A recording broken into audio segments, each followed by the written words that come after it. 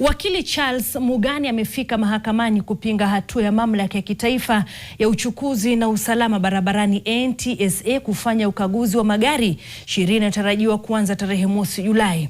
Haya ni kwa madai kuwa umma haukuhusishwa katika maamuzi haya na kuwa iwapo ukaguzi huu utafanywa, basi wamiliki wa vyombo vya usafiri watakandamizwa katika malipo ya ada. Hilda Kipto na maelezo zaidi.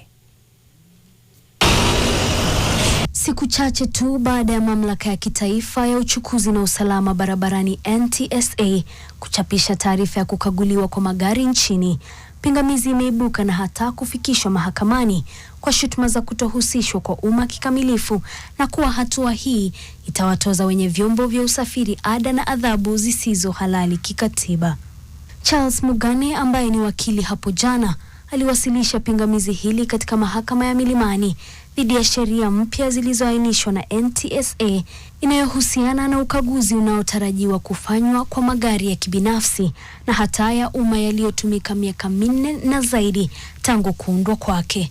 Vilevile Mugani amepinga hatua ya mamlaka hii kukusanya ada hizi kupitia eCitizen kwa madai kuwa njia hii imekuwa ikishuhudia misukosuko miongoni mwa pingamizi zingine. Sasa Mugani anataka shughuli hii isitishwe hadi wakati koti itatoa maamuzi yake. Hata hivyo, kwa upande wa NTSA, shughuli hii inatarajiwa kuanza tarehe mosi Julai, huku mamlaka hii ikitoa hakikisho la kuondoa gari zinazohatarisha maisha ya Wakenya barabarani. Hilda Kipto, NTV.